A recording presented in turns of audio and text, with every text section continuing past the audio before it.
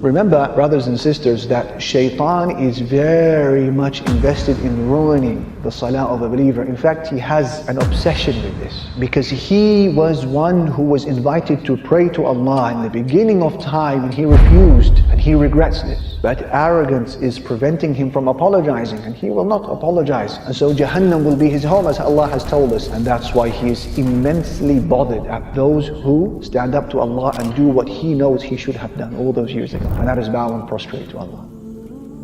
His first line of attack on you and I is to convince us that there is no need to pray. Salah is futile. So you know many people from your family perhaps, or your friends, may Allah protect them and guide us all, who don't pray. Shaytan has successfully convinced them that salah is futile. There's no need for it.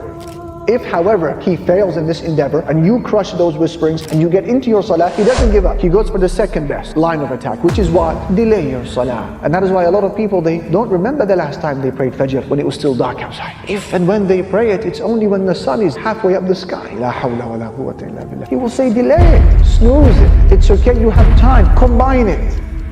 If, however, you pray your salah on time, he will go for his third line of attack. He doesn't give up. And that is what? Al-waswasa, to whisper. He will stand next to you and he will remind you of things that you had completely forgotten about. And you will find that your mind has become such a problem-solving brain in salah, remembering solutions to problems that have passed a long time ago, and you start recalling things that you had completely forgotten about. That is Shaytan. If he cannot stop you from praying, he will minimally detract from the reward by distracting.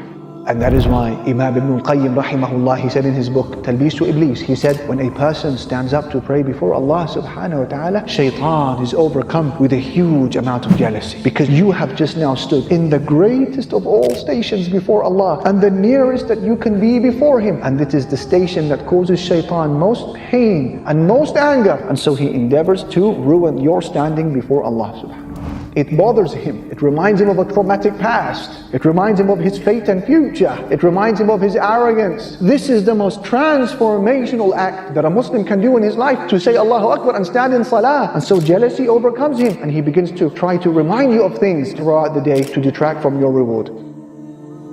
And so you are to remember, my brother, my sister, that when you are now beginning your salah, imagine that your wage for that salah, figuratively speaking, has been placed in front of you. And you need to hold on for just 10 minutes or so during your salah. And if you manage to pray a salah with khushu', attentiveness and humility, you will pocket every penny of that wage. But be careful, you need to be on guard, you need to be vigilant, because there is a thief. Every time you get caught slipping, you get caught nodding off, you get caught looking around with your eyes or with your heart, Shaytan has stolen some of that wage. And that is why by the time you finish your salah, some people will pocket the full wage, some people will pocket only half the wage, some people will come back with a third, a quarter, and some people will go with no reward of the salah.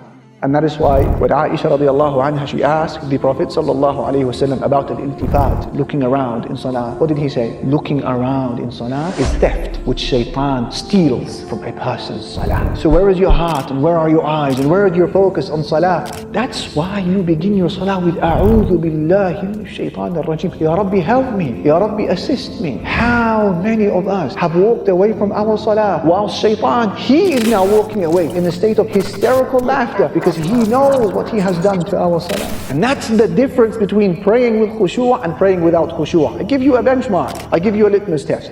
A person who prays without khushu', he remembers in his or her salah the things that they had forgotten about before the salah. Whereas the one who prays with khushu', by the time they finish their prayer, they had forgotten about what they were doing before they started the salah. Allah. This is why you begin your salah with A'udhu billahi minash shaitanir rajim. You're saying, Ya Rabbi, I can't do this on my own. Control him for me, oh Allah. I can't. Assist me. Keep him at bay. And that's what you do. When there is someone that you can't handle, for whatever deficiency or weakness you have, you go to the owner. You go to the very top. You say, please restrain them. I can't take them out myself.